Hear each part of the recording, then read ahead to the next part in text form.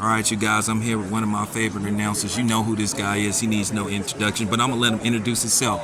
Hey, no, I'm going to introduce you, Joe from the town. Good to see you, baby. You know who I am, Double D in the house. Chase Center, Golden State Warriors, Haney, Prograis, Super Lightweight Championship of the World. Man, listen, the Bay is going to be lit tomorrow night. Man, how's it? I wanted to get your reaction. I mean, first inaugural combat sports event at the Chase Center. Sold out at that. 16,000 people expected to be in attendance. I wanted to get your take, when you announced the fight, working in front of a sold out 16,000 Chase Center. Not here for basketball, but for boxing. I love it. I mean, I'm only as good as my crowd, and I know this is going to be a great crowd. I know how the Bay comes out. Like I said, I used to live here. I lived here for 11 years. I used to box in the town over at Kings. So I know this city. By Fruitville. I know the East Bay. And it's a fight town. A lot of people don't realize that. This is a fight city. And so I used to go see Andre fight out in Oakland, right? Andre, son of God. But this is different. This is in San Francisco. And we haven't had big shows like this here for a long time. So people are clamoring. People want it. And we're going to see that. Do you think this could be the beginning of more marquee fights? Looking at the Bay Area instead of looking at Las Vegas and LA and New York, do you think, based off the fact that Devin packed 16,000, could have the other promotional companies like Golden Boy and possibly the PBC made? Okay, let's try San Francisco. Listen, this is a gem of a city. A lot of people don't know. A lot of people read what they read in the media, but this is a great city. We're gonna see tomorrow night.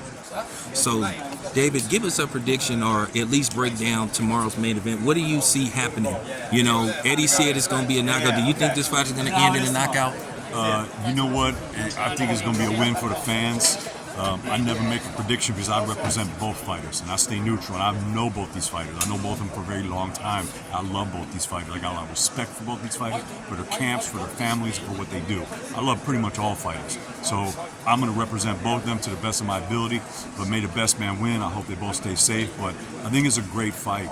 Devin, obviously, just one of the best young talents in our sport. He cleaned up at 135. He's now stepping up to 140.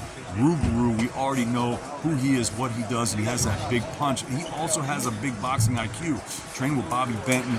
These guys are about business, man. They know what they're doing. He came out on the raw end of the deal with the Josh Taylor fight.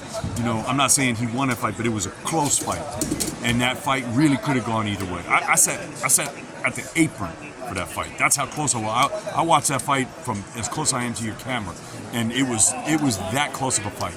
It could have been that way, could have been that way, could have been a draw, but Taylor got the nod. Regis now has the title. He does a homecoming in New Orleans, and it's not the best performance. So he's got a real chip on his shoulder. So I feel like Regis, he knows how good he is. He knows, he feels it. Even from when I was doing the World Boxing Super Series and he was in that, he knows who he is and he wants to prove it. I feel like he hasn't had that chance. And he wants to do that tomorrow night. It's a huge stage. The world will be watching. And Devin Haney, come on, this is his homecoming. So he's got everything. And also a lot of people saying, oh, you were emailed this. Oh, you just fought Kambosos.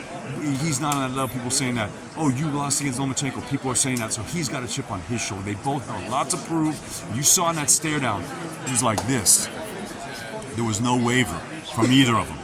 And it's top level boxing and there's high stakes. I live for this. I can't wait. All right, man. Appreciate you, David. Yeah.